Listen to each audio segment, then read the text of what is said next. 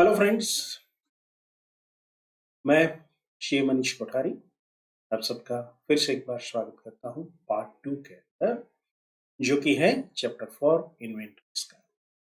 जैसा हम सब जानते हैं, सीए फाउंडेशन का अकाउंटेंसी पेपर की सीरीज को आगे बढ़ा रहा है। तो चैप्टर 4 में जो इन्वेंटरीज है उसके बारे में हमने थोड़ी सी चर्चा की कि भाई परपेचुअल सिस्टम क्या होती है, फिजिकल इन्वेंटरी सिस्टम क्या होती है, उसकी कुछ मेथड्स जो है, सिंपल एवरेज मेथड कैसे कैलकुलेट करते हैं, या तो first in first out method, तो last in first out method से कैसे इन्वेंटरी वैल्यूएशन किया जाता है।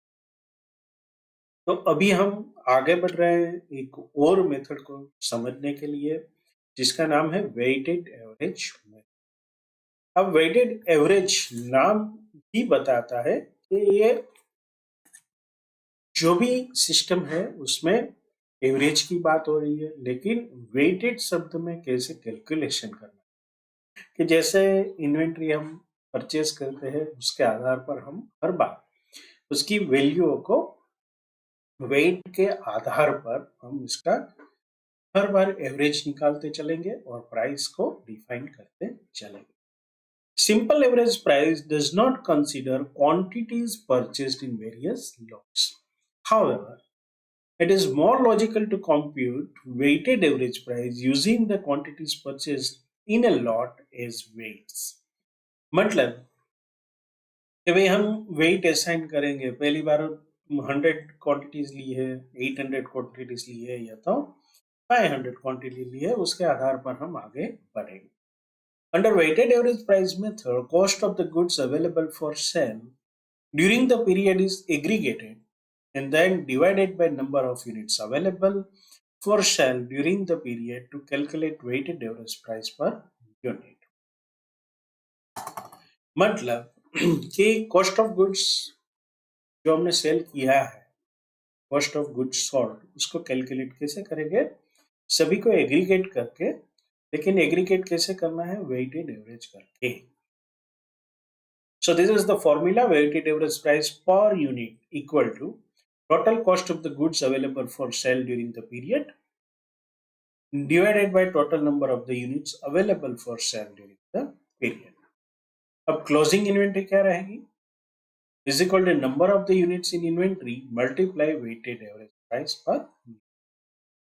कॉस्ट ऑफ गुड्स सोल्ड कैसे रहेगा, number of unit sold multiply weighted price पर।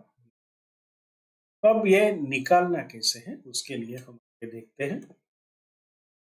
हम जो इलस्ट्रेशन 2 या 3 से हमने स्टडी किया है, वही फिगर्स लेके हमें ये कैलकुलेशन करना है।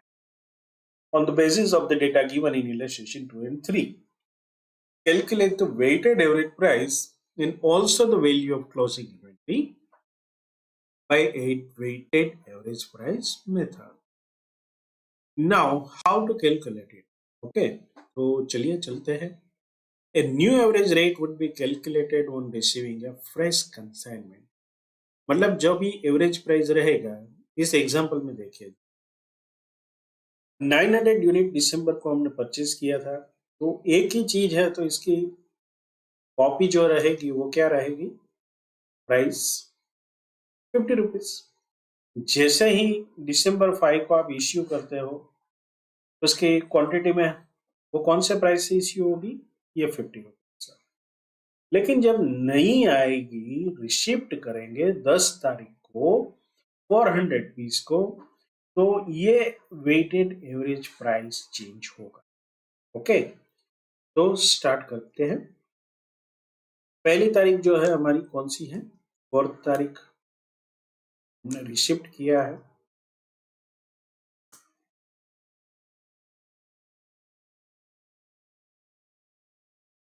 कितनी क्वांटिटी रिसीव्ड की है, 900 मल्टीप्लाई 50, 45,000। इसमें बैलेंस सेम रहेगा, 900 50 रुपीज 40। तुरंत ही नेक्स्ट डे हमने इश्यू किया दिसंबर 5 को 500, तो ये 5 तारीख है, यहाँ पर 500 यूनिट आपने इश्यू कर दिया है, तो नेचुरली हमारे पास एक स्टॉक पड़ा है 50 रुपीज का। तो ये हम यहाँ से डेबिट करेंगे। 900 minus 500, 400, 50 rupees rate, 20,000. This is the value of inventory. अब आते हैं 10 तारीख को। 10 तारीख को 400 क्वांटिटी हमने परचेस की 55 के रेट से। तो 10 तारीख की 400 quantity, rate is 55, expense is 22,000। अब यहाँ पर आपको सीखना है, लिफो में क्या करते थे आप, पूरे का पूरा सभी चीजें को क्वेरी फॉरवर्ड करते थे। यहाँ पर आपको ये नहीं करना है। यहाँ पे क्या करेंगे कि ये 400 प्लस 400 यूनिट कितने हो गए, 800। 20,000 प्लस 22,000, 42,000। यहाँ पर आपको कैलकुलेशन करके रेट निकालना है। 42,000 डिवाइडेड बाय 800, तो ये रेट आपका जो भी आएगा 52 प्लस 50, ये आपका एवरेज रेट बन। ओके, आपने क्या कर दिया, एवरेज कर दिया, क्योंकि 400 pieces at the rate of 50, 400 piece at the rate 55, कुल मिला के 800 piece at the average price of 52। चलिए आगे बढ़ते हैं तो और पता चल जाएगा। दिसंबर 11 को 300 पीस 55, कितना रुपया लगेगा, 16,500। यहाँ पर ये टोटल कितना हो गया, 1100। 42 एंड 60, 58,500। यहाँ पर एवरेज कितनी निकलेगी, 58,500 डिवाइडेड बाय 11,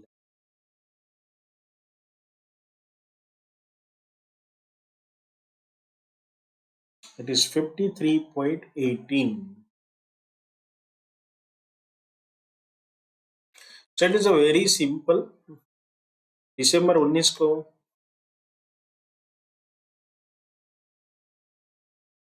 200 यूनिट 60, 12,000।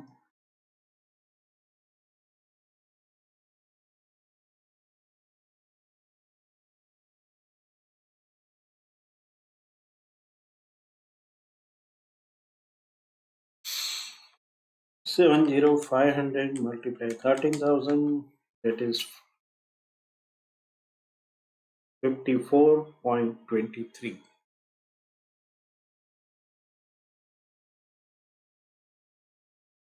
अब 20 को इश्यू हुआ है 600,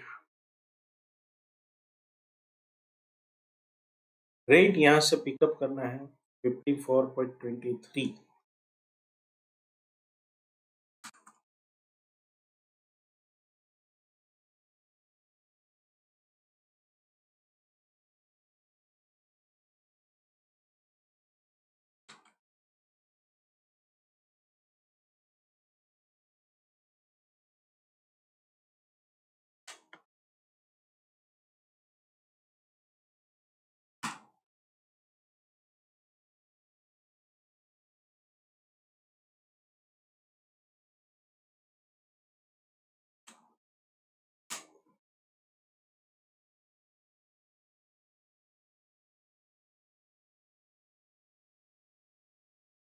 अब नेक्स्ट तारीख कौन सी है, 28 को 800 unit 47th rate,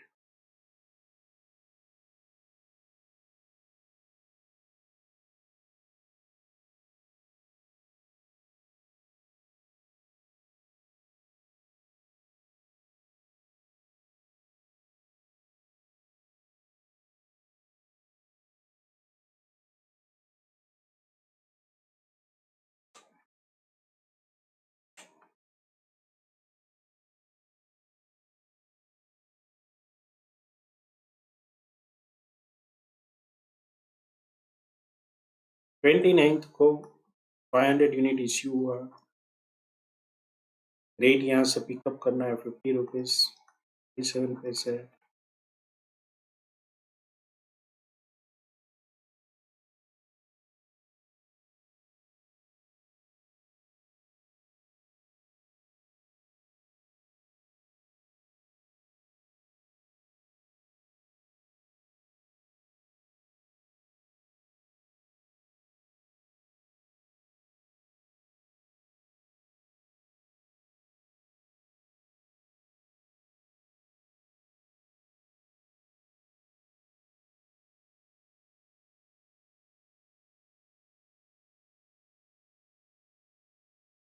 So, my dear friends, this is how we arrived at the weighted average.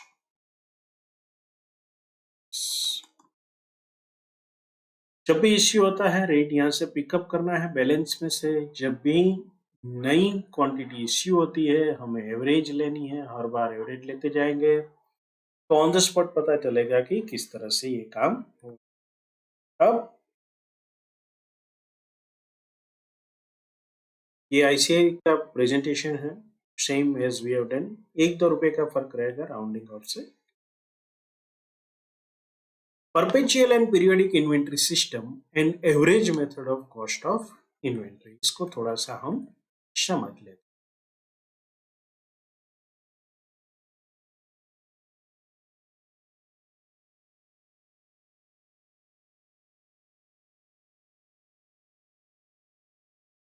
Both simple average method and weighted average methods are applied differently in case the entity uses periodic inventory taking or perpetual inventory taking.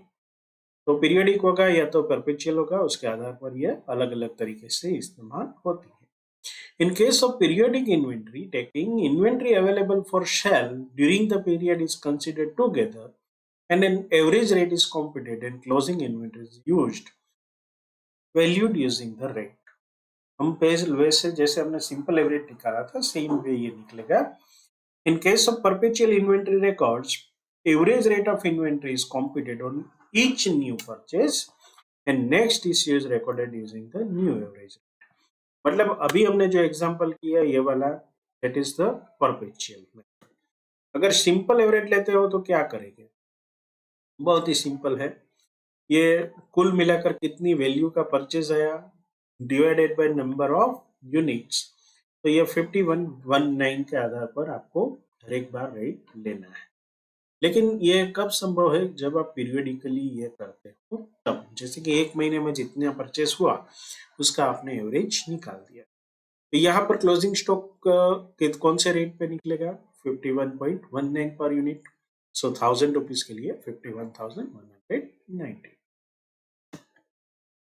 अब तक हम जो बात कर रहे थे वो historical cost base पर बात कर रहे थे कि हमें दो कॉस्टिंग मेथड पढ़नी है जो कि हिस्टोरिकल कॉस्ट पर बेस्ड नहीं है। Non historical cost method do not consider the historical cost incurred to acquire the goods. मतलब आपने जो भी कॉस्ट ली, आपने परचेस किया, वो ठीक है, लेकिन अभी हम जब क्लोजिंग इन्वेंट्री का वैल्यूएशन करेंगे तो अलग मेथड से करेंगे। ये कब करना है ये भी समझना जरूरी है। तो नॉन हिस्टोरिकल कॉस्ट मेथड में दो प्रकार है, एक तो है एडजस्टेड सेलिंग प्राइस और दूसरा है स्टैंडर्ड कॉस्टिंग मेथड। तो इसको हम समझते हैं।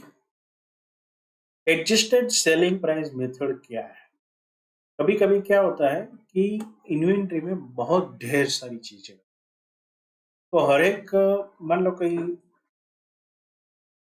कॉस्मेटिक आइटम बेच रहा है जिसके अंदर हेयर बैंड है या तो वेरियस प्रकार के कॉम है, नेल पॉलिश है, lipsticks, whatever, lot of things are available in market.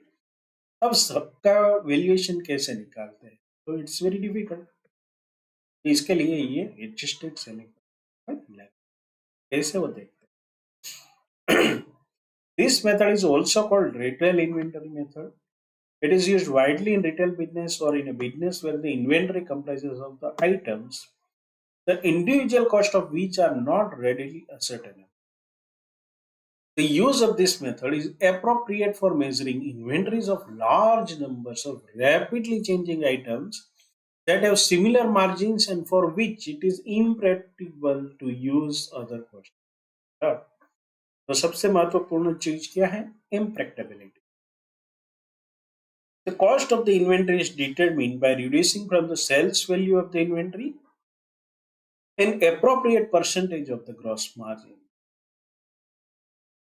मतलब आपको एक रिलायंस फ्रेश के एग्जांपल से मैं समझा। मान लीजिए कि रिलायंस फ्रेश एक रिटेल कंपनी है, वो क्या करती है, ढेर सारा आइटम्स जो है वेजिटेबल एंड फ्रूट्स उसको सेल कर। उन्होंने एक पॉलिसी बना ली है, जो भी हमारे पास आएगा, जो स्टॉक है, वो जितनी प्राइस होगी उस पे हम 25% ऐड कर कर सेल कर। दोबारा बोलता हूँ, जितनी भी परचेज होगी, मान लो 100 रुपए की कोई आइटम आई तो हमारा सेलिंग प्राइस ये कौन सा है, परचेज प्राइस, तो हमारा सेलिंग प्राइस क्या बन जाएगा, 125। 200 रुपए की आइटम आई, हमारा सेलिंग प्राइस क्या बनेगा, 250, मतलब एडिशन ऑफ 25%। अब मान लो कि उन्होंने कोई हिसाब नहीं रखा है, उतना पता है कि सेल्स हुआ पूरे साल में और 1 करोड़ रुपीस 1 CR का सेल हुआ है, वो रुपया हाथ में है, तो कैसे गनेंगे प्रॉफिट मार्जिन को। सिंपल तरीका है कि 125 रुपया जो है, मतलब 100 रुपए की कॉस्ट पर आपको 125, मतलब 100 रुपए का आपके अगर कॉस्ट है तो 125 में आप सेल कर रहे हो। अगर 100 CR आपने किया है तो that will B 80% of the same, मतलब आपकी cost of goods sold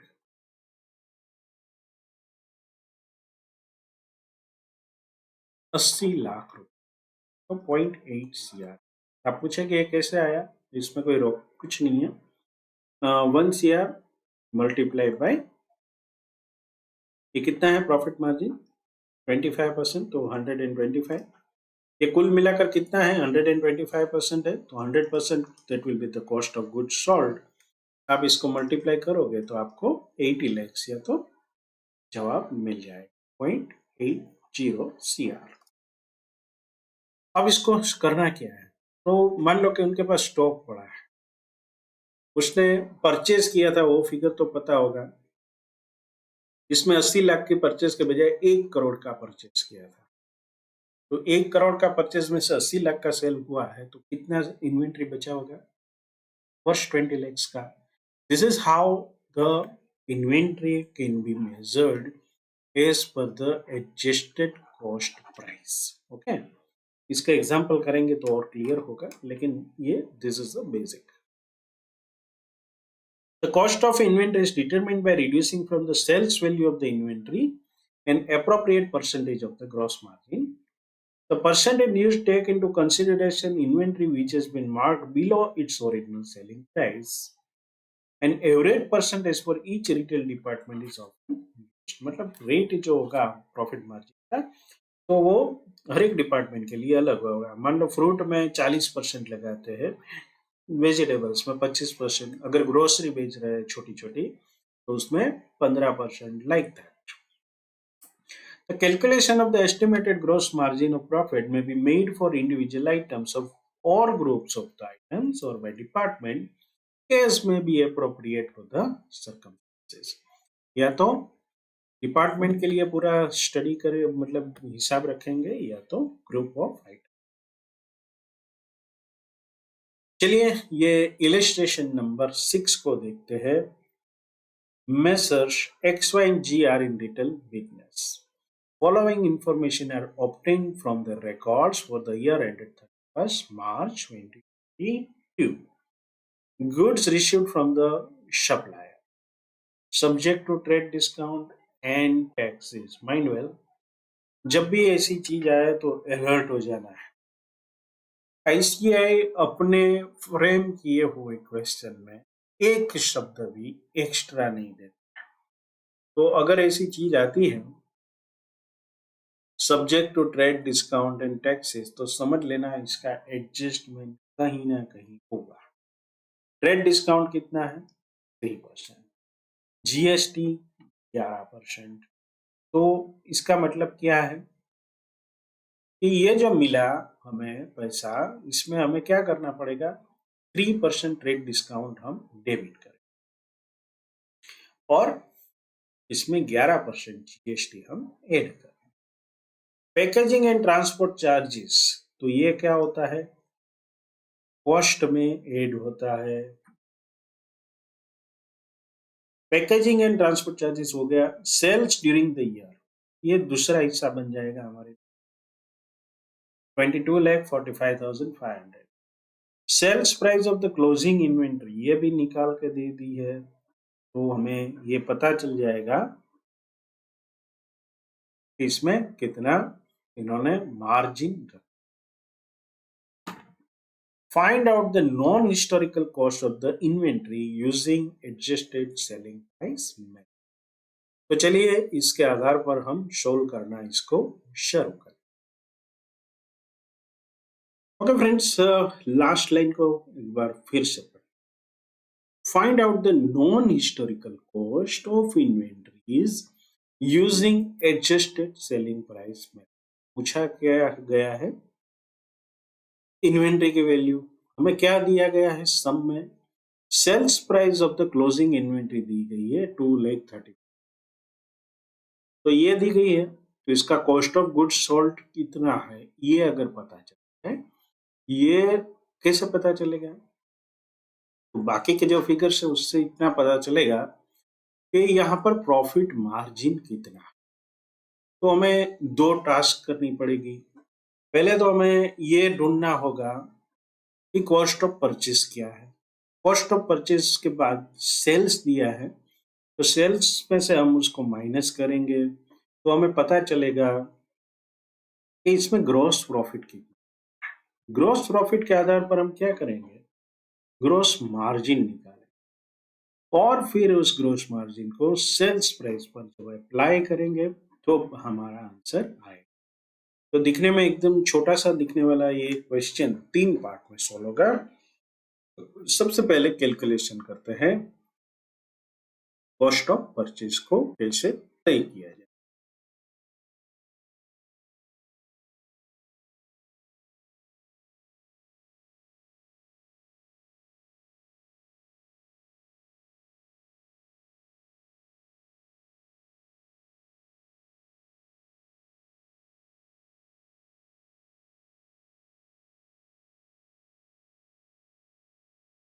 Yes, goods received from supplier 15,75,500.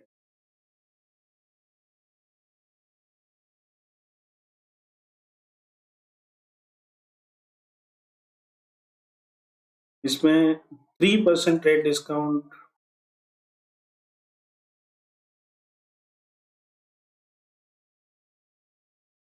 और एड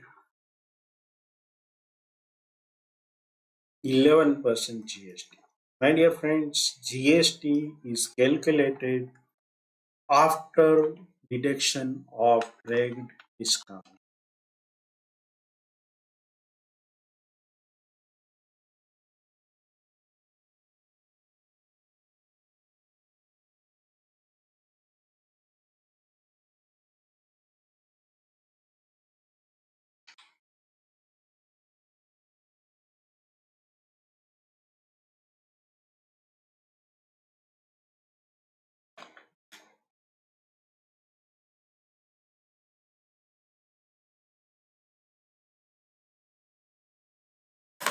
कुछ और एक्सपेंसेस अगर है तो पैकेजिंग एंड ट्रांसपोर्ट 87,500.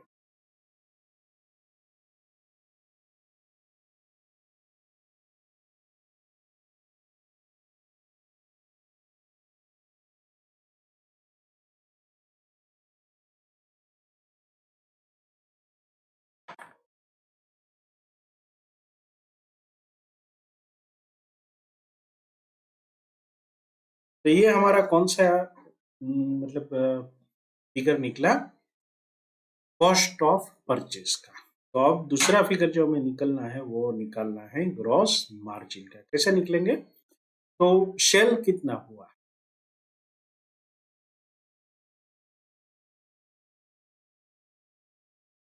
हमारा सेल जो हुआ है 22,45,500।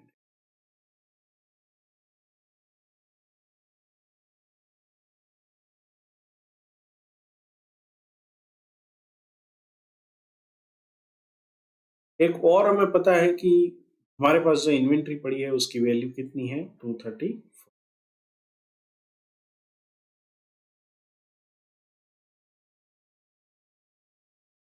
ये दोनों मिलाकर फिगर निकालेंगे तब भी सही जवाब आएगा।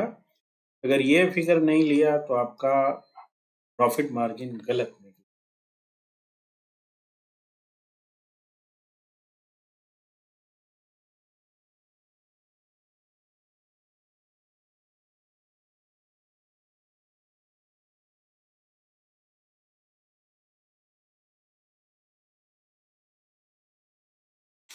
चलिए अब बात करते हैं लेस परचेज की। परचेज का फिगर हमने ऑलरेडी निकाल लिया है, 17,83,841। तो हमें कौन सा फिगर मिल जाएगा, ग्रॉस प्रॉफिट। ग्रॉस प्रॉफिट जो मिलेगा, आप देखेंगे कि इन्वेंट्री में भी इंक्लूड है।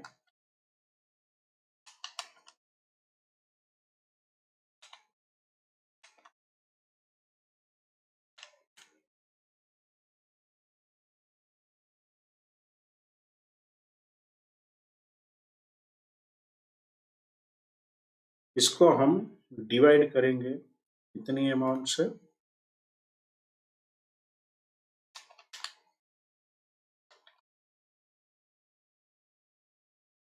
ग्रॉस प्रॉफिट निकालने की सिंपल फॉर्मूला क्या है, परसेंटेज के हिसाब से सेलिंग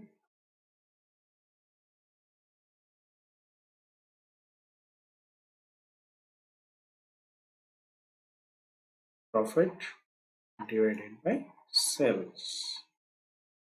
तो ये जो सेल्स है 2480,500, तो हम निकालेंगे तो हमारा जो परसेंटेज आएगा 28.9।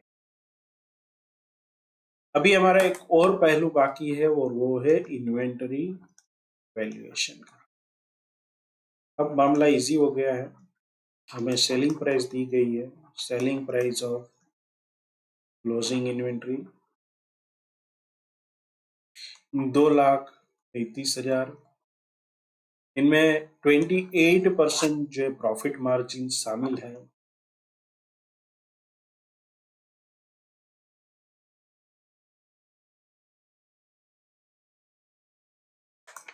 तो 2,35,000 का 28% हम निकालेंगे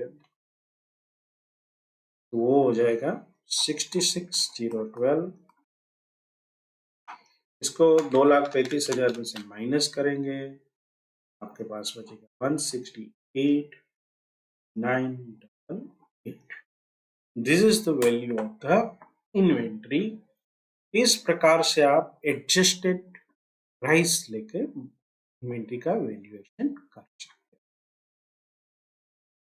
लेकिन ये सम कोई भी आप करें तो इलस्ट्रेशन में हर एक इलस्ट्रेशन क्यों करें, उसकी एक ही वजह है कि हर एक इलस्ट्रेशन में कुछ ना कुछ नया लर्निंग, और एग्जाम के अंदर जो क्वेश्चन फ्रेम होते हैं उसमें क्या होता है, 3-4 एग्जाम इलस्ट्रेशन को उठाया, उनमें से एक नया सम बनाया और फिर आपको दिया 10 मार्क या 5 मार्क। तो आपके लिए ये एग्जाम में आपको क्यों डिफिकल्ट लगता है, क्योंकि अलग अलग कंसेप्ट से उठा, तो हर एक इलस्ट्रेशन को तैयार करना बहुत ही जरूरी है। तो यहाँ पर हमने देखा कि हमने पहले क्या किया, पहले हमने गुड्स सोल्ड निकाला, फिर सेलिंग प्राइस और sales price of the closing inventory में से उसे माइनस किया, माइनस करके हमने ग्रॉस प्रॉफिट निकाला, फिर ग्रॉस प्रॉफिट मार्जिन निकाला, फिर जाके इन्वेंट्री का जो फिगर है उसके ऊपर मार्जिन को अप्लाई किया और हमें वैल्यू मिल गई इन्वेंट्री। बाय द वे, जब भी आप ऑडिट करने जाओगे तो ये सारी चीजें आपको चेक कर। सो हाउ दिस इज अराइव्ड, 3 हिस्सों में हमने ये काम किया, आपको डिस्क्राइब किया। चलिए चलते हैं इलस्ट्रेशन नंबर 7 पर। एक छोटा सा इलस्ट्रेशन है, from the following information calculate the non historical cost of closing inventory using adjusted selling price method। तो यहां पर सेल्स 2 लाख का है, कॉस्ट ऑफ परचेज भी 2 लाख, ओपनिंग इन्वेंट्री नील है, बहुत ही सिंपल है। Closing inventory at selling price 50,000। बढ़िया। चलिए, तो पिछले सब में क्या किया था हमने? Sales 2 lakh, closing inventory at SP मतलब सेलिंग प्राइस 50,000। कुल मिलाकर कितना था? Less cost of goods sold. यहाँ पर सोल्ड शब्द नहीं लगते, अवेलेबल, क्योंकि अभी 50,000 का पड़ा है, और सेल 2 लाख। तो ग्रॉस मार्जिन कितना बचा? 50,000।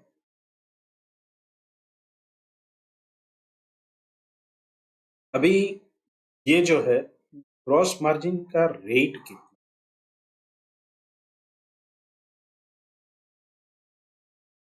ये ग्रॉस मार्जिन कब मिलता है 50,000 का? अगर 2.5 लाख का सेल हो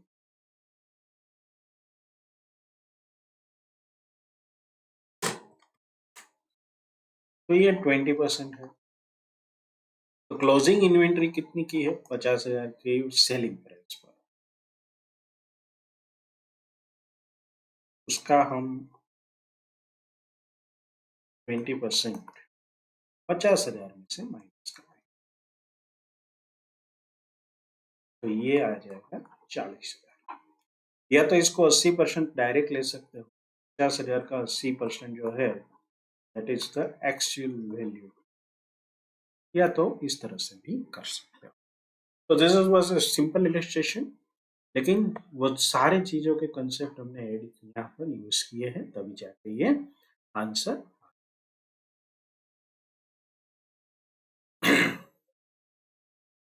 चलिए एक और मेथड को, ये भी नॉन हिस्टोरिकल कॉस्ट मेथड है, स्टैंडर्ड कॉस्टिंग। ये स्टैटिस्टिक में से ले आई गई चीज है और इसका भरपूर उपयोग होगा स्टैंडर्ड कॉस्टिंग का। आगे जाके आप कॉस्टिंग पढ़ेंगे, उसमें भी इसका बहुत उपयोग होता है, तो इसको अच्छी तरह से समझ लें। This method is used when there is a frequent change in the price per unit of the goods and goods are purchased frequently by the business. For example, crude oil. तो क्रूड ऑयल में क्या है, हर दिन price change हो सकता है। Government चाहे तो एक दिन में 2 बार भी चेंज कर सकते हैं। तो ऐसी चीजों में एक स्टैंडर्ड कॉस्ट के मद्देनजर पूरा वैल्यूएशन किया। Based on the experience, a standard cost is determined on the basis of frequent changes in the prices and inventory is valued on that price per unit. तो मान लीजिए कि आप अभी कोई फ्यूल स्टेशन या तो पेट्रोल पंप का ऑडिट में जा रहे हैं, तो क्या करेंगे, वैल्यू कैसे करेंगे? तो ये सोच के कि भाई चलो पेट्रोल है आजकल वो हमें 99 रुपीज का मिल रहा है, एवरेज स्टैंडर्ड कॉस्ट या तो 100 रुपीज। अगर 10,000 लीटर स्टॉक पड़ा है तो उसका वैल्यू कितना रहेगा, मल्टीप्लाई बाई 100। अगर कस्टमर ने कुछ और फिगर दिखा है, क्या वो जस्टिफाइबल है या नहीं है? That is the concept. अब इन्वेंट्री टेकिंग किसे कहते हैं, मतलब इन्वेंट्री का कैलकुलेशन करना। इन्वेंट्री टेकिंग मतलब पूरी तरह से ये फिजिकल भी करना होता है, इसको देखिए। Normally, all operations are suspended for 1 or 2 days during the financial year, and physical inventory is taken for everything in the godown or the store periodically. तो यहाँ पर मैं आपको एक और एग्जांपल देता हूँ। चलिए डी मार्ट के बारे में सोचिए। It's a big task. हाँ, 2 दिन तक ऑपरेशन बंद करना, पूरे देश में डी मार्ट के सभी शोरूम बंद हो, लेकिन जब फिजिकली टैली करना होता है तो ही ऐसा करना है, अदरवाइज परपेचुअल चलता है। For the year-end inventory valuation, physical inventory taking is done during the last week of the financial year or during the first week of the financial year. आमतौर पर ये लास्ट वीक में या first week of the next financial year, जो कि अप्रैल में शुरू होगा, तब किया जाएगा। अब एक एग्जांपल में ये सोचिए कि इन्वेंट्री जो है 26 मार्च को ली गई थी, तो हमें फिगर तो कौन से सर्टिफाई करने होते हैं, 31 मार्च को। बैलेंस शीट में कौन से फिगर लेने होते हैं? 31 मार्च का। तो ये 5 दिन के अंदर जो कुछ हुआ उसको हम क्या करेंगे? एडजस्ट करेंगे।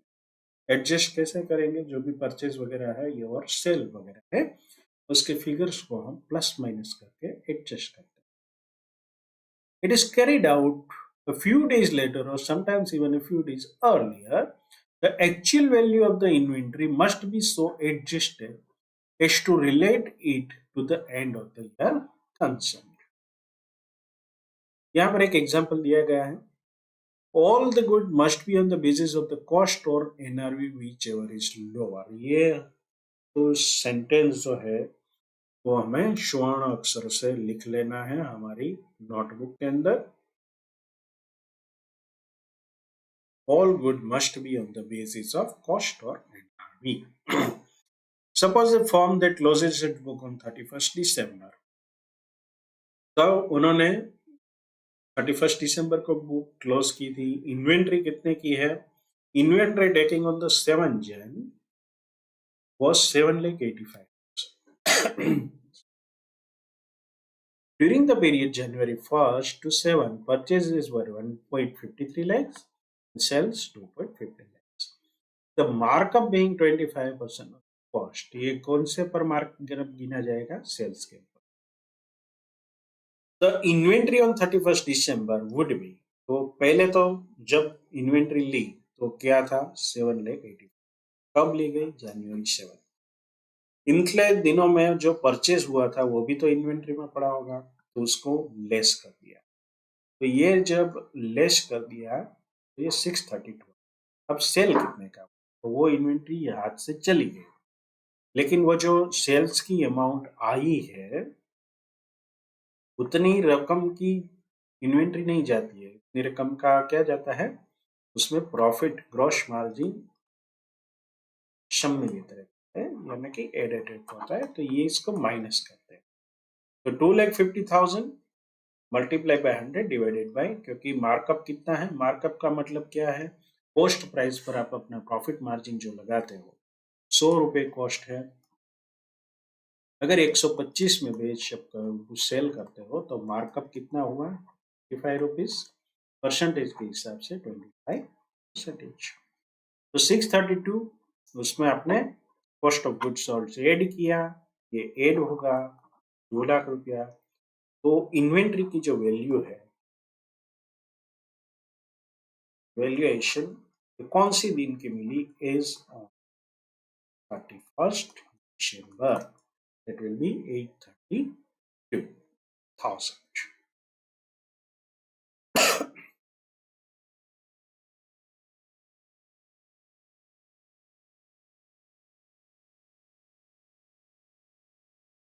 So friends, illustration 8. From the following particular, ascertain the value of the inventories as on 31st March 22. Mind well कौन सी तारीख को बनाना है? 31st मार्च. सेकंड है, हमें क्या दिया गया है? Inventory as on 1st of April 21, मतलब ओपनिंग इन्वेंट्री दी गई है. इसे हम ओपनिंग इन्वेंट्री भी कहते हैं.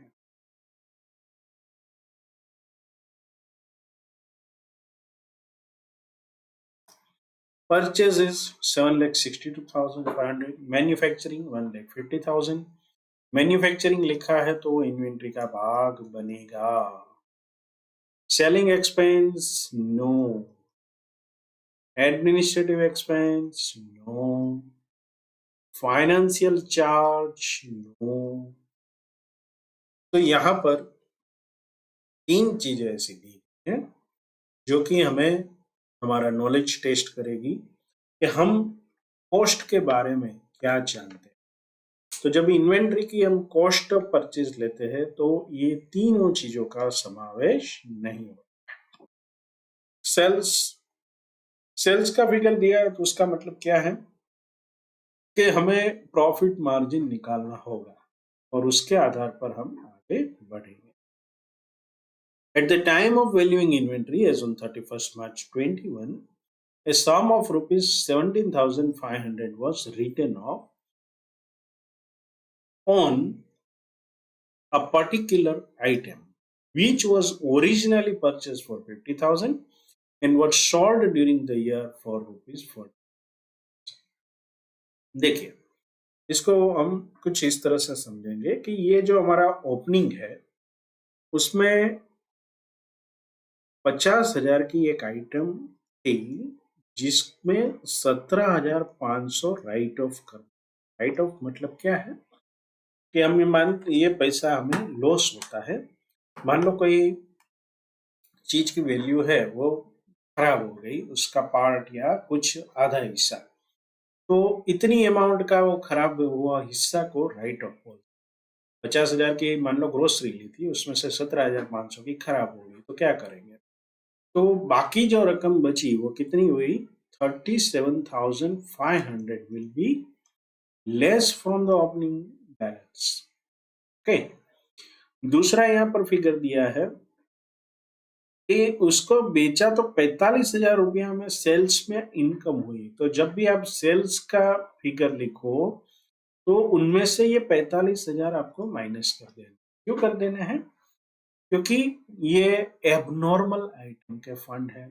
आपको सिंपली इतना याद रखना है कि आपको नॉर्मल सेल परचेस और एबनॉर्मल सेल परचेस का अलग से हिसाब। Okay, the gross profit earn during the year was 20%। अब यहाँ पर देखेंगे कि ये जो एबनॉर्मल आइटम थी वो 37,500 उसकी वैल्यू थी और बी की कितने? 45,000 में। तो उसमें जो हमें प्रॉफिट मिला वो कितने का है? 7,500 डिवाइडेड बाय 45,000। तो उसमें हमें ग्रॉस मार्जिन जो मिला है वो सिर्फ 16.67% मिला, जबकि एवरेज हम कितना लेते हैं? 20%। तो इसको हिसाब हमें अलग रखना पड़ेगा। यही वजह है कि हम इसका हिसाब अलग से करते हैं। तो चलिए सम को सॉल्व करना शुरू करते हैं। अभी हम क्या बना रहे हैं? इसको स्टेटमेंट कहते हैं। ओके, किस चीज का स्टेटमेंट?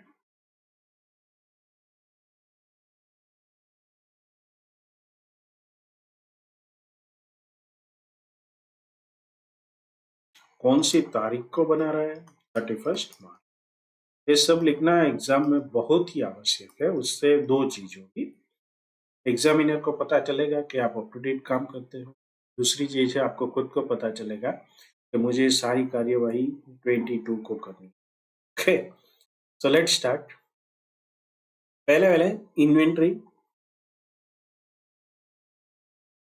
इज ऑन 1 अप्रैल 2021। कितनी थी? 1,42,000। इनमें से लेस कौन सी करेंगे? एबनॉर्मल।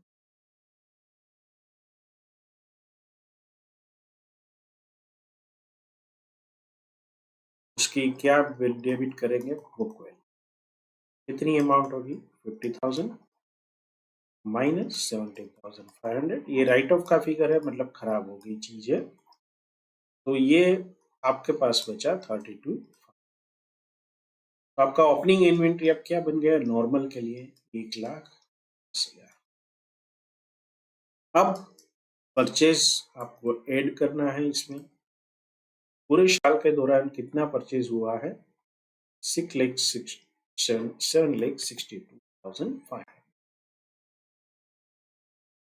और खर्चा 4 दिए हैं, सिर्फ एक ही काम आएगा, 1,50,000। इसको हम क्या कहेंगे? Manufacturing expenses. मैं यहाँ शॉर्ट में लिख रहा हूँ, आपको पूरा लिखना है। तीनों का टोटल करेंगे।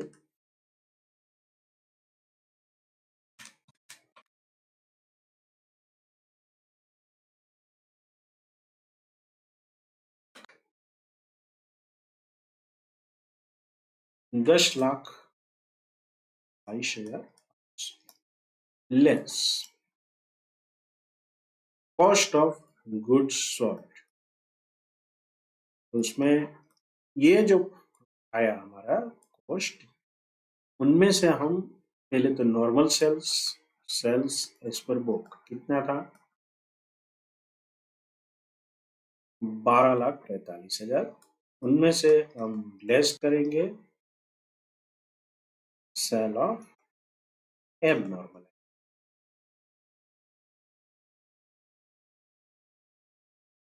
यहाँ पर हमें फिगर दिया है 45,000, तो ये कितने का हो गया? 12 लाख का। लेकिन ये 12 लाख के अंदर अभी भी प्रॉफिट मार्जिन सम्मिलित कितना है? 20% less gross profit at the rate 20%। 20% on sales है, तो हमें और कुछ ज्यादा सोचना नहीं है। इसका सीधा 20% कर दिया, 12 लाख का 2,40,000 आ गया। इनमें से माइनस कर दिया 9,60,000 फिगर। अब ये जो हमारा इन्वेंट्री का टोटल वैल्यू था, उनमें से ये माइनस करेंगे तो हमें कौन सी चीज मिलेगी? क्लोजिंग इन्वेंट्री का फिगर मिल जाएगा 62,500। कौन सी तारीख को? Inventory in trade is on 31st March 2000. So friends, this was a simple question. लेकिन क्या चीजें जानने को मिली? देखिए, हर एक क्वेश्चन में कुछ न कुछ रहेगा। एक पता चला कि भाई आईसीआई हमें कंसेप्ट भी टेस्ट कर रहा है। ये 3 चीज क्या बताता है? आपका कॉस्ट के बारे में फंडा क्लियर है कि नहीं है, इसमें आप मार्क करवा सकते हैं। तो ऑलवेज रिमेन। चलिए आते हैं इलस्ट्रेशन नंबर 9। पहले इसका सिंपल रीडिंग करेंगे और फिर इसको सॉल्व करेंगे। A trader prepared his account on 31st March every year. Due to some unavoidable reason, no stock taking could be possible till 15th April. मतलब स्टॉक कब लिया गया होगा? 15 अप्रैल। On which day total cost of the goods in his godown came to rupees 50,000. अभी हमें क्या पता चला? सिर्फ इतना चल पता चला है कि value of the closing stock 15 अप्रैल को 2022 थी। तो ये सारे ट्रांजेक्शन को एडजस्ट करेंगे। जैसे एडजस्ट करेंगे तो हमें 31st मार्च वाला फिगर मिल जाएगा। That is our closing inventory valuation.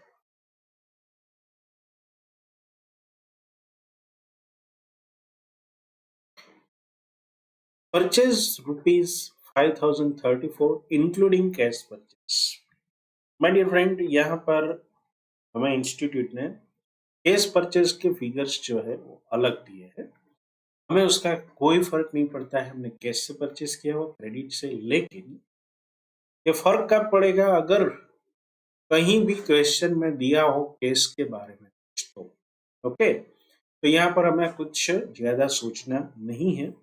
अगर नीचे कुछ केस के बारे में लिखा है तो वापिस यहाँ पर sales return 1,000 on 15th March goods of the sale value rupees 10,000 was sent on sell or return basis to a customer. इसको हम थोड़ा सा समझेंगे यहाँ पर। To a customer the period of approval being 4 weeks। कितना पीरियड है? 4 week है। तो कस्टमर अपनी कंसेप्ट कब तक देख सकता है? 15 मार्च को भेजा था तो 15 अप्रैल। इसका एक सिंपल फंडा क्या है कि अगर वो कंफर्मेशन भेज देता है तो हम अपनी इन्वेंट्री में से ये स्टॉक को माइनस करते हैं।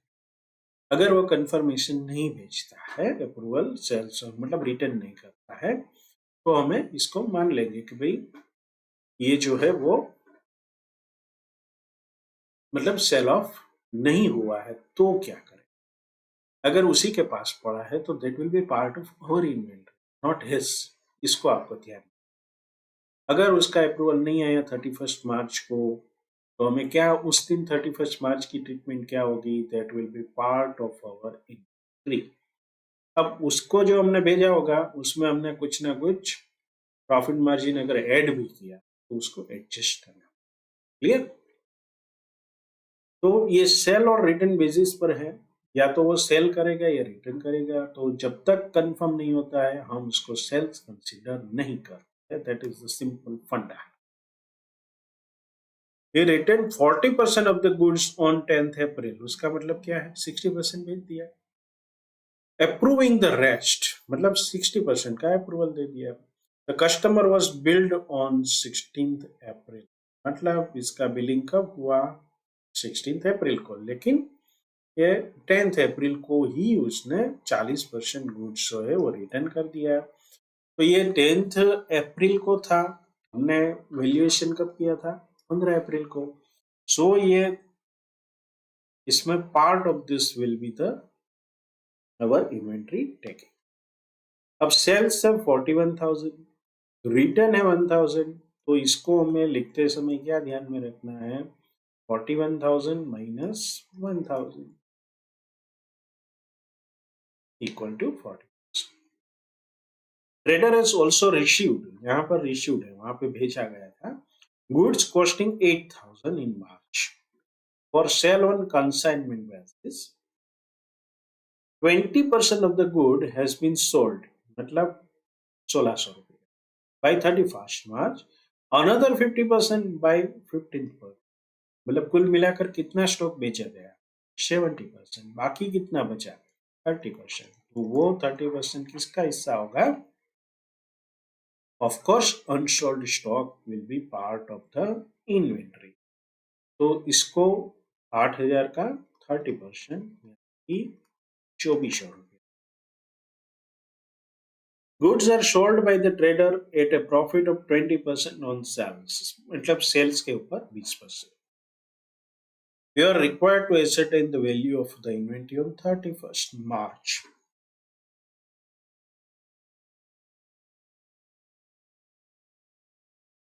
चलिए इसका सॉल्यूशन शुरू करते हैं। सबसे पहले हमारे पास एक फिगर है 50,000 रुपीज का। वो क्या शो कर रहा है? ये जो 50,000 रुपीज है, that is the value of the stock on 15th अप्रैल। तो हमें 15th अप्रैल से पहुंचना है 31st मार्च को। ये हम एक स्टेटमेंट बना रहे हैं ऑफ वैल्यूएशन ऑफ इन्वेंट्री, लिखिए, स्टॉक लिखिए, जो भी लिखिए, on 31st March. Value of stock on 15th April, price पूरे 50,000। अब हम इसमें सेल्स ऐड करेंगे, कॉस्ट ऑफ सेल्स। लेकिन ये कैसे निकलेगा? तो हमारे पास सेल्स कितना है? ये कौन से पीरियड का होगा? 1 अप्रैल से लेके 15 अप्रैल तक। तो 41,000 सेल्स है, उसमें से 1,000 सेल्स रिटर्न है, 40,000 रुपया जो है वो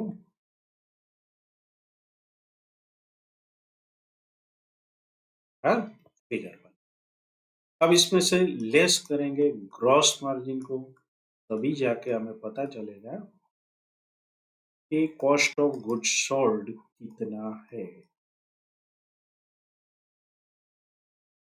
तो ये 32,000 रुपीज जो है वो हमारा cost of goods sold in a normal thing. लेकिन एक और जो हमारा था, कौन सा स्टॉक था?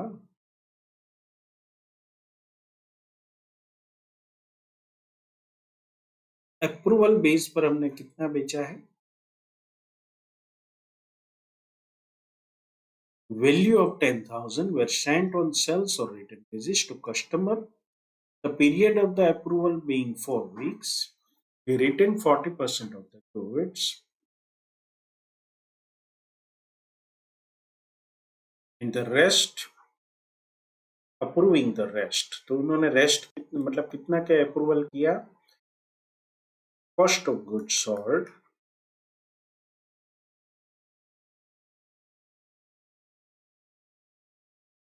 on approval basis. 10,000 का स्टॉक था, 60% का अप्रूव किया, इसके ऊपर 20% प्रॉफिट मार्जिन अगर निकाल देते हैं तो बाकी का क्या बचता है, 80%। ये 80% आप ऐसे भी लिख सकते हो, 6,000 माइनस 1200, 20% हो गया, तो ये कितने का बन जाएगा, 4,800 का। अब जाके आपका स्टॉक मतलब कॉस्ट ऑफ गुड्स सोल्ड निकलेगा, तो 50,000 प्लस 32,000 प्लस 4,800, कुल मिलाकर कितना स्टॉक हुआ, 86,800। अब इनमें से हम परचेज कर देते हैं लेस। परचेज कब की लेस करनी है, 1/4/22 से लेके 15/4/22 तक। उसका जो फिगर दिया है वो है 503। अभी और हमें एक कार्य करना है, कौन सा, Traders has also received a good costing 8,000। ये जो अनसोल्ड स्टॉक बचा, 20% of the good has been sold, मतलब वो बिक गया था। 50% बाय 15 अप्रैल वो भी चला गया, तो अभी कितने का स्टॉक बचा है, 2400, 30% ऑफ 8,000।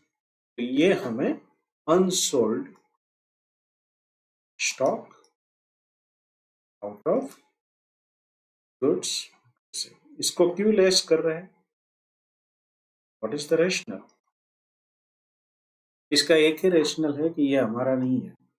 ये जो 50,000 की कीमती की थी, इसमें ये तो सप्लायर का स्टॉक पड़ा है हमारे पास, okay, which has come from the consignment basis, we are not the owner of the stock, इसीलिए माइनस कर रहे हैं। तो कुल मिलाकर ये दोनों माइनस हो जाएंगे, 7434। हमारे पास जो स्टॉक बचा वो कितने का बचा है, 79366। This is the value inventory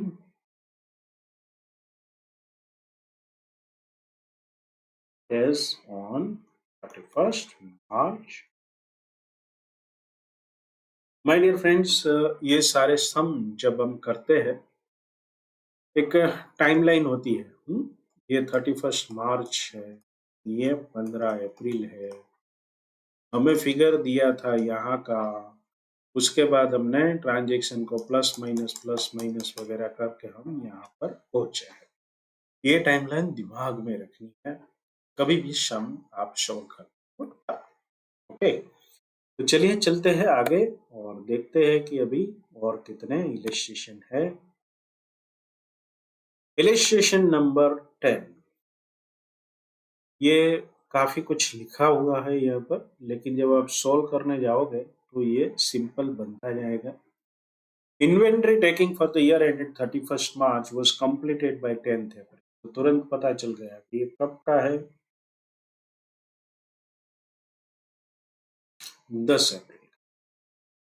The valuation of which showed an inventory figure of rupees 1675 at the cost is on the completion date. After the end of the accounting year until the date of the completion of inventory taking, sales for the next year was made for 68,750।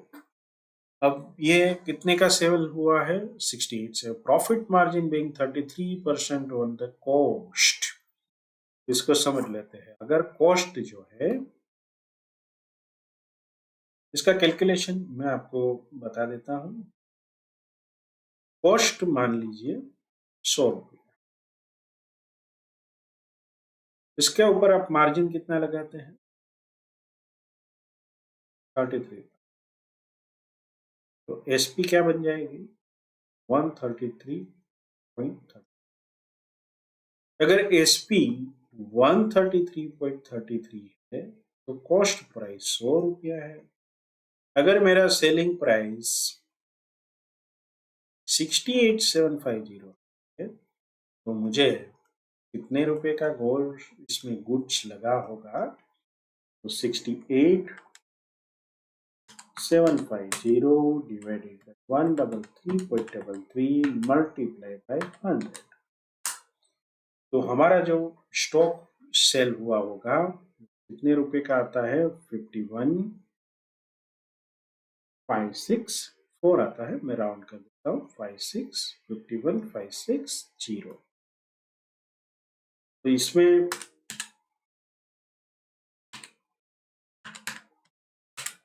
हमारा कितने rupees का gross margin rupees था? Rupees 1710। Here, purchase for the next year included in the inventory amounted rupees 90,000 at cost less trade discount 10%। तो ये 90,000 नहीं है, ये क्या है? -9,000 equal to 81। During the period, goods were added to inventory at the markup price of rupees 3,000 in respect of the sales return। अब जो sales return हुआ है उसमें मार्कअप कितना था? 3,000 का। After inventory taking, it was found that there were certain very old, slow-moving items costing 11 to 50, which should be taken at 5 to 50। मतलब 6,000 रुपए के यहाँ पर to ensure disposal to an interested customer। इसको समझ लो, एक पुराना स्टॉक था जो कि हमने 11,250 में पड़ा।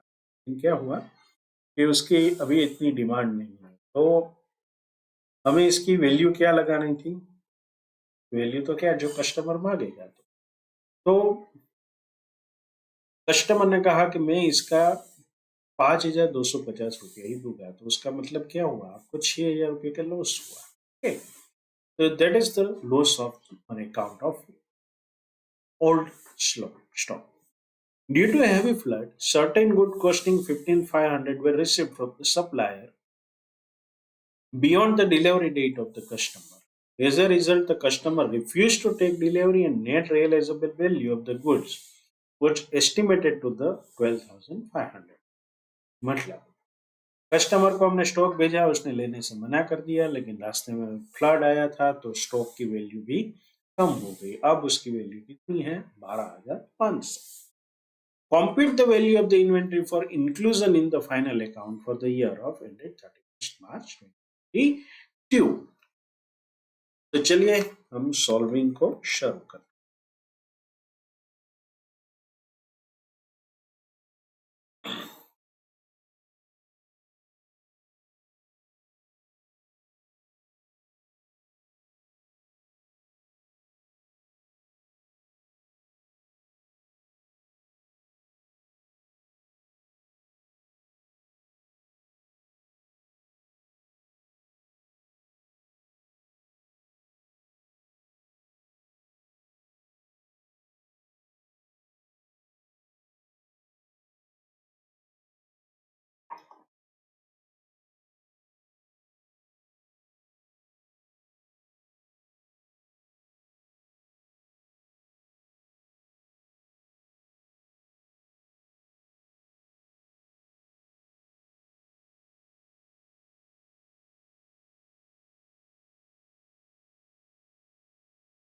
तो 16,75,000 रुपया जब ये वैल्यू किया गया था 10 अप्रैल को, तो ये वैल्यू। अब आगे बढ़ते हैं। Cost of the goods sold after 31st March till inventory taking. तो ये 68,750 में से हमने 17,190 माइनस किया था।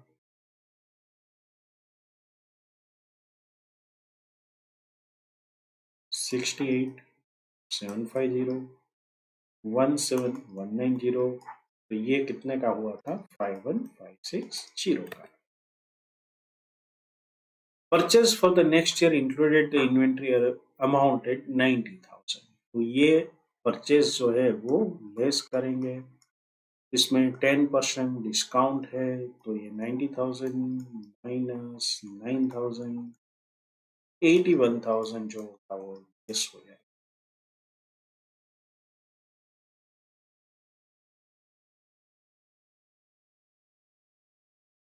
During this period, goods were added to inventory at the markup price of rupees 3,000 in respect of the sales return. तो कोई भी सेल्स रिटर्न है, इसे लेस करेंगे cost of sales return, markup price है 3,000 रुपीज, इसमें से कितना रुपए का हमने इसमें किया होगा, 3,000 मल्टीप्लाई बाय 100 डिवाइडेड बाय 130.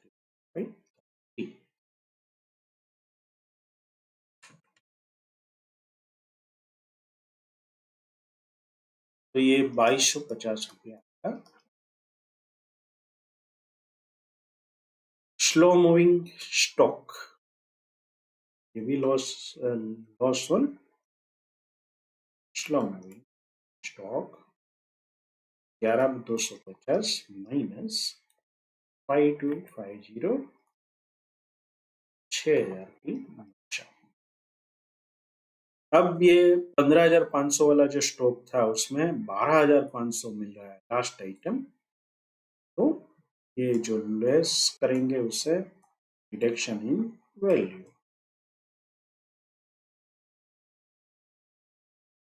कितनी अमाउंट थी 15,500 माइनस 12,500, कितने लेस हुआ 3,000। अब इसका नेट फिगर निकालेंगे,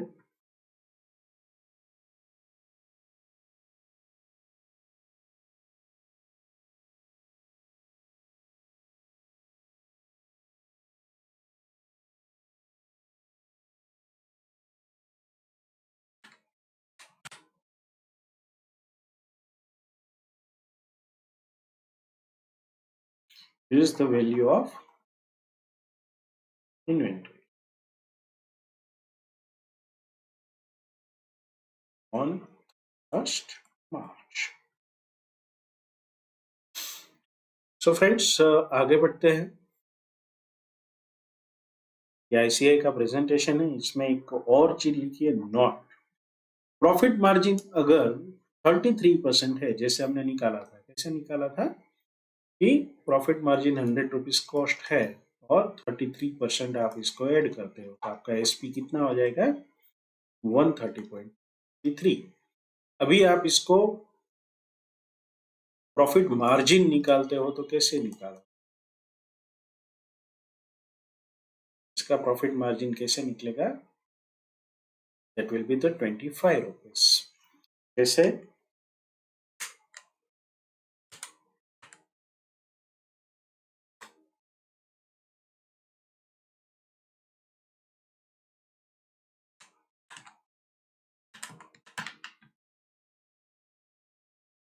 इसका सिंपल प्रॉफिट मार्जिन आपका कितना है 33 divided by selling price, so it is okay. ये सारी ट्रिक्स आपको कैलकुलेटर पे रखनी है ताकि क्वेश्चन एग्जाम में जब सोल्व करना हो। Yes,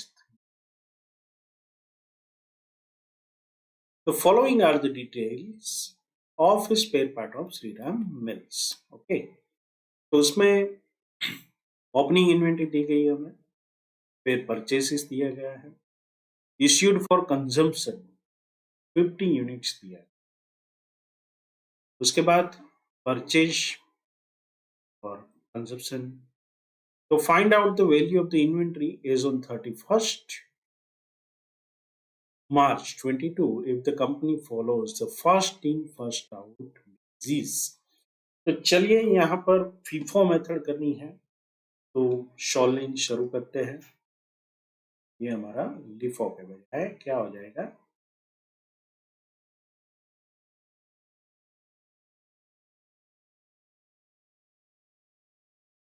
LIFO first in first out. सबसे पहले कौन सी तारीख है,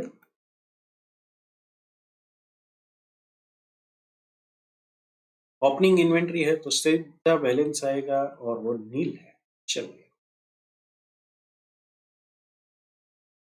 तो ये लाइन पूरी हो गई। अब एक एक को परचेस किया था,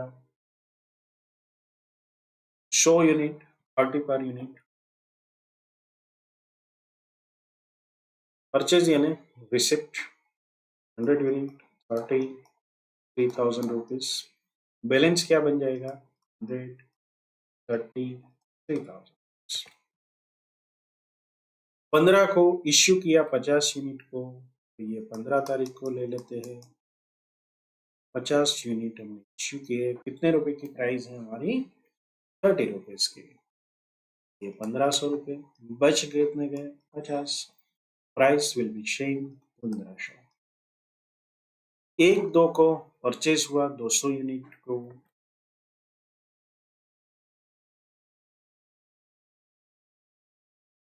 200 यूनिट परचेज किए, 40 रुपये पर 8,000 रुपये लगेगा। यहाँ क्या करना है आपको? ये जो है उसका अभी हम टोटल वगैरह नहीं करेंगे, ये यूनिट को ऐसे ही रखेंगे।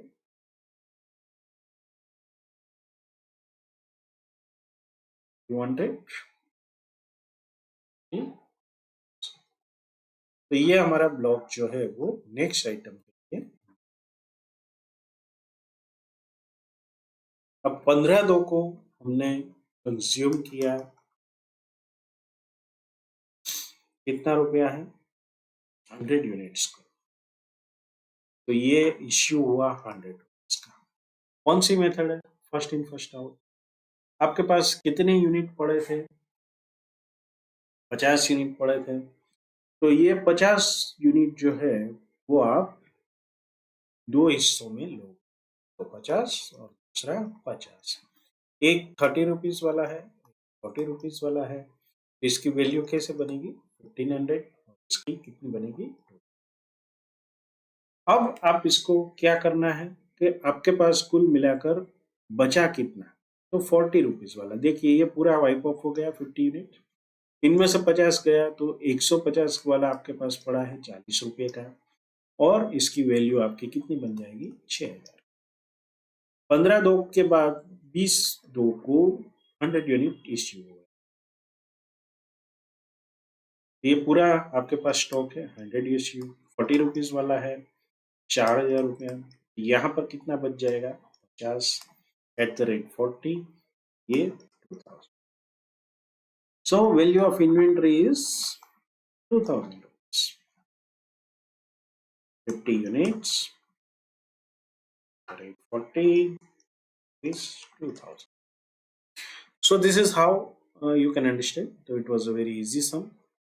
एक और सम है जो हमें इसी के साथ सॉल्व करना है। Illustration number 12. Continuing with the information given in illustration 11, find out the value of the inventory as on 31st 2 if the company follows weighted average basis. एक ब्यूटीफुल सम है, आप समझ सकते हैं कि यही सारे फिगर के साथ अभी हमें क्या काम करना है? वेटेड एवरेज को समझना। तो चलिए इसका सॉल्विंग शुरू करते हैं। ये कंपनी है Shri Ram mills. Calculation of inventory, यहाँ हमेशा आप ब्रैकेट में लिख दो कौन सी मेथड है। इससे दो चीज होगी, आपको खुद याद रहेगा और आपने क्लैरिटी दे दी है तो एग्जामिनर को भी अच्छा लगेगा। 1-1 22 को balance carry forward nil.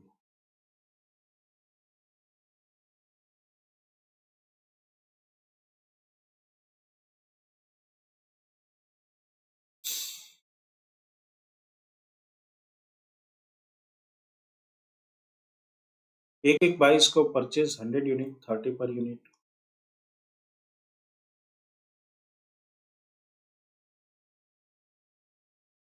Balance of course 100, 830, 3,000 rupees. 15/1 को 50 यूनिट्स 830, 1500, 50, 30, 100। एक फरवरी को परचेज 200 यूनिट्स। 1-2 इसको परचेज 200 यूनिट्स। ये कितने रुपए की लागत से किया है? 40 रुपए से। चलिए 40 रुपये 8,000 रुपया बन जाएगा। टोटल कितना हुआ? 200 प्लस 50 250, 1500 प्लस 8,900। एवरेज प्राइस क्या बन जाएगा? 9,000 डिवाइडेड बाय 250। एग्जाम में अगर ऐसा वर्किंग नहीं करना है तो वर्किंग नॉट लिख कर करना है। कौन सी प्राइस बन जाएगी?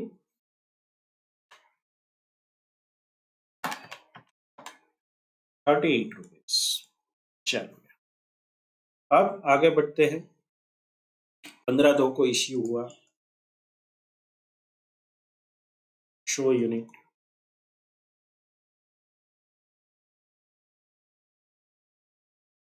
800 यहाँ पर 150 बच गए। 38 इसमें से माइनस करेंगे तो 9,500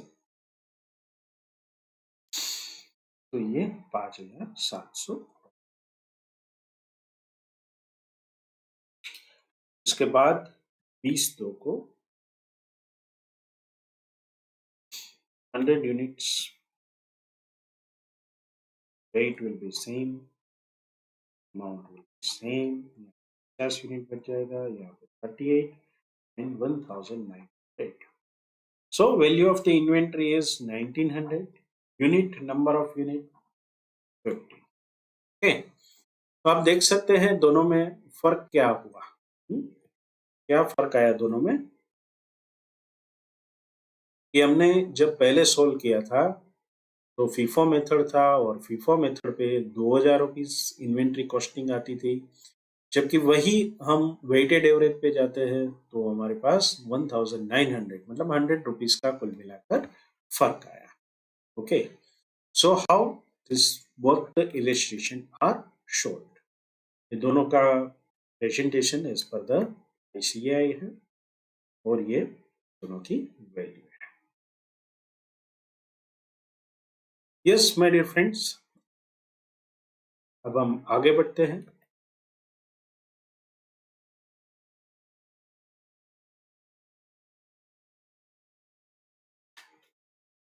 Inventories are stock of the goods and materials that are maintained for mainly the purpose of revenue generation।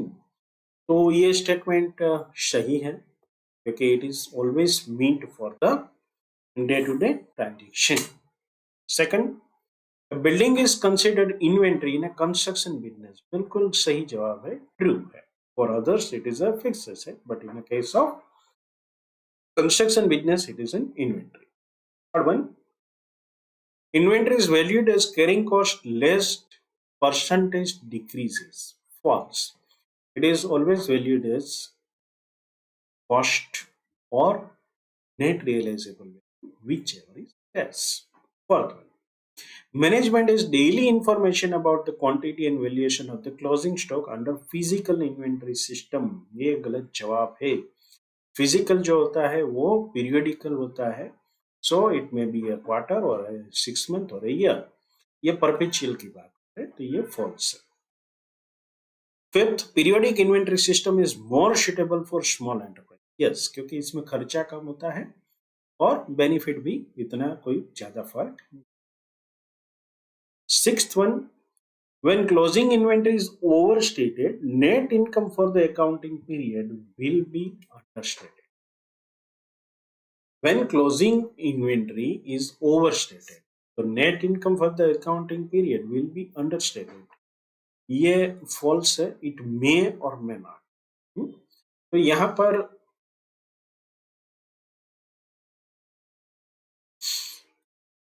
क्या होगा कि अगर क्लोजिंग इन्वेंट्री ओवरस्टेटेड है तो जो नेट इनकम रहेगा वो भी ओवरस्टेटेड रहने के चांसेस है।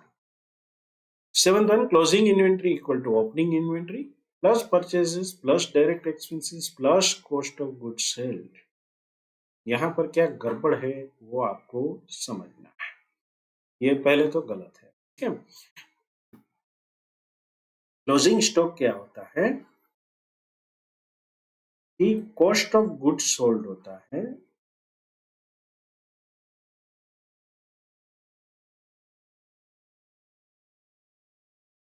उनमें से माइनस क्या होता है, opening inventory plus purchases plus direct expense. ये सारी चीजें कॉस्ट ऑफ गुड्स सोल्ड में से आप माइनस करोगे तो आपको क्या मिलेगा, closing inventory. Cost of inventory should comprises all cost of purchase. तो बिल्कुल क्या सभी इंक्लूडेड है, नहीं है, जो डायरेक्टली रिलेटेड है वही है, बाकी से कोई और कॉस्ट नहीं। Ninth one, inventories are stock of goods and material that are maintained for mainly the purpose. Inventory by product should be valued at net realizable value, where cost of the products can be separately determined. By product के लिए कोई अलग से इसको value करने का नहीं होता, तो ये सेपरेटली डिटरमिन्ड वाला शब्द अगर नहीं होता तो ये सही होता है, अदरवाइज ये सेपरेटली मेंटेन नहीं। 10th one, abnormal amount of wasted material, labor or other production overhead expense are included, not included, तो ये false है। 11th, perpetual system requires closure of the business for counting of the inventory।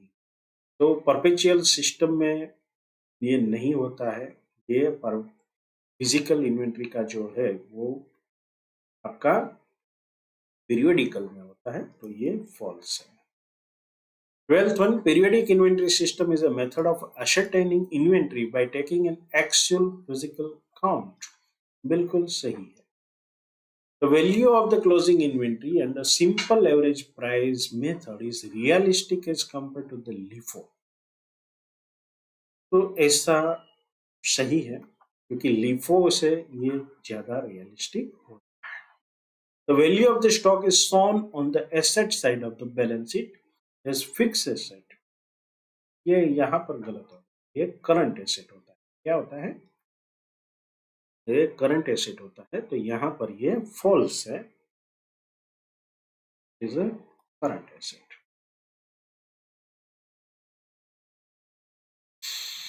15th, under inflationary condition FIFO will not show lowest value of the cost of the goods sold। चलिए inflationary पहले समझ लेते हैं, inflationary क्या है।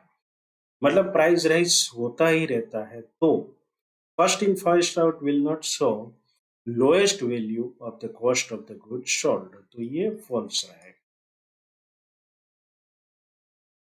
उसमें अगर LIFO system है तो आपकी लोएस्ट वैल्यू नहीं दिखेगा, अदरवाइज फीफो में ये रिफ्लेक्ट होगा, क्योंकि यहाँ पर वैल्यू किस चीज की होती है, जो लास्ट में बच जाता है, लास्ट में आया है उसी की। पहले वाला तो कंज्यूम हो गया होगा, तो इन्फ्लेशनरी को ये ज्यादा सूटेबल है। Under LIFO valuation of the inventory is based on the assumption that costs are charged against revenue in order in which they occur। ये गलत है, क्योंकि ये जो मेथड है वो फीफो की है, नॉट लिफो की। Valuation of the inventory at cost और NRV whichever is less is based on the principle of conservatism। ये बिल्कुल सही है। Finished goods are normally valued at cost or market price whichever is higher। Finished goods are normally valued at the cost or the market price whichever is lower। So ये false है। My dear friends, ये second part को अभी हम यहाँ पर stop करते हैं। मिलेंगे तीसरे पार्ट में, कुछ और सम करेंगे, प्रैक्टिकल क्वेश्चंस को देखेंगे और एग्जाम क्वेश्चन को देखेंगे। Thank you very much for your patience hearing. मिलते हैं अगले सेशन में।